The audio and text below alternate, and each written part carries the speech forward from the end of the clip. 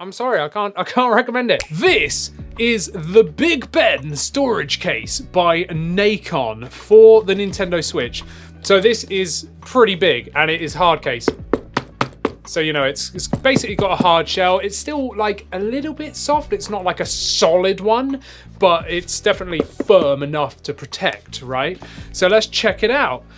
Okay, now we've got the packaging off, let's check it out. So on the front, we've got this kind of hexagonal kind of design on it. It's pretty cool looking, to be perfectly honest. And what I do like is that it doesn't say Switch anywhere. So it's not like you're going to be carrying this around with a massive Nintendo Switch so people know, okay, I'm going to rob you. You know, it's a bit more understated. This could be a lunchbox or something. Do you know what I mean? So I always take that into consideration with cases, because sometimes blaring out what it is isn't necessarily the best idea if you're actually going to be traveling with it. So I do quite like this kind of more understated design. But anyway, let's open it up and see what it's like. Oh, first of all, let's try the zips. Yeah, I mean, that's pretty smooth.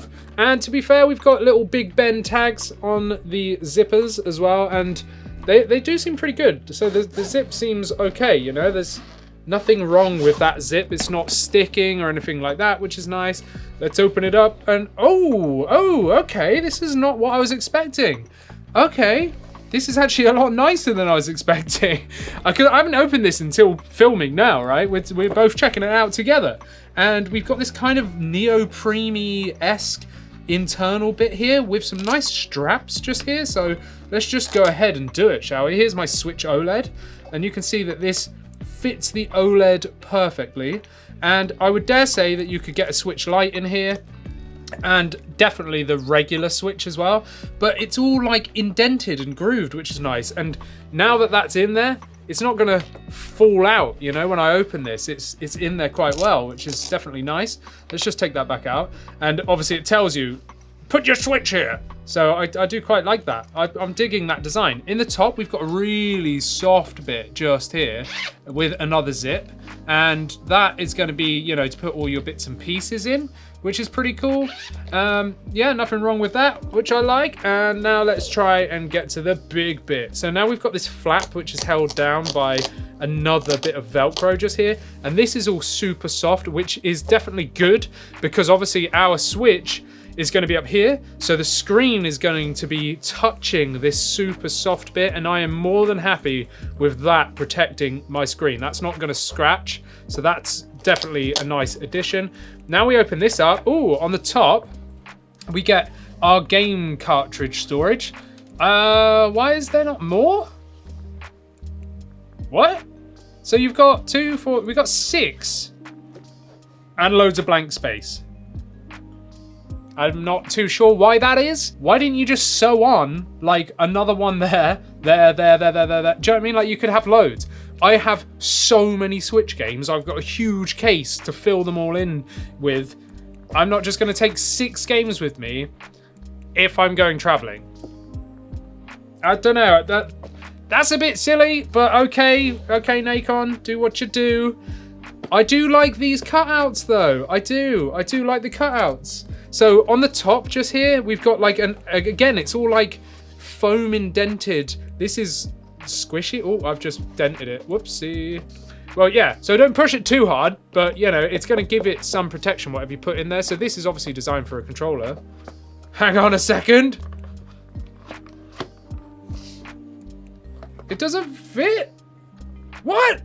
I swear on the case, hang on. That is a Switch Pro controller, right? I'm not going crazy. That is a Switch Pro controller in the picture, and it doesn't fit. Or am I doing it? No. What? Like, even the bottom half doesn't fit. So like, even the horns don't fit inside. That's a bit sad. I mean, granted, the photo is for the Joy-Cons and the Joy-Con grip, but it shows a Pro controller on the packaging, and it doesn't even fit. So, right, okay, let me go get the grip. Okay, now I've got the grip for the actual, you know, Joy-Cons. Yeah, it fits, but it's a bit wiggly. Like, if I push down in that corner, it doesn't... Man, I don't know what I feel about this. This isn't... It's not up to my standard, I'm sorry. It's just not. Like, that seems too... Oh, man, and when I shut the top, it's making the joysticks, like, go over. It's not deep enough.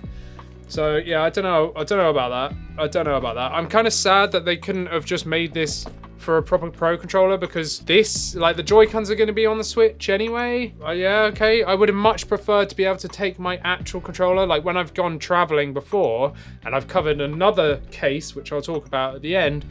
I obviously take my Pro controller, right? But yeah, apparently you can't do that with this one. So that fits in there, but it's not even like that well stabilized or anything. And when you shut this, the joysticks go all over the place. So okay, so that's where that goes. I've got my dock here, my spare dock. That fits! Woohoo! The dock fits in there. Oh look, and there's no movement either, so that fits perfectly.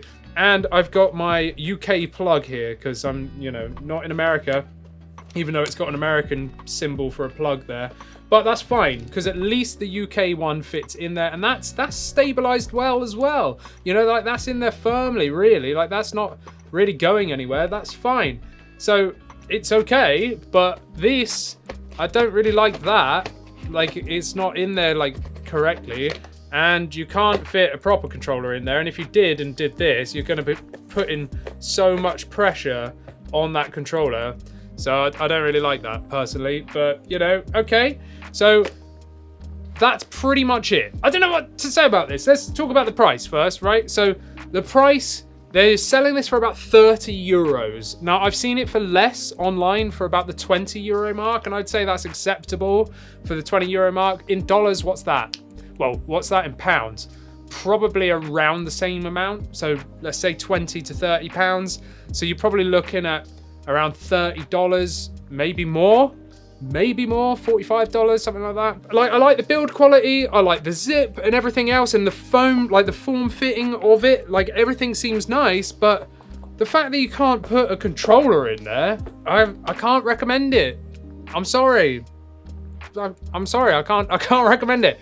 What I do recommend though is another case that I've covered ages ago on the channel. There's multiple, but there's one in particular, and well, go and check out that video over here. And whilst you're there, check out a video of me and AJ on the podcast channel where we talk about all things gaming up here. And of course, subscribe and drop me a comment down below. Let me know what you think about this case. I'll see you in the next one.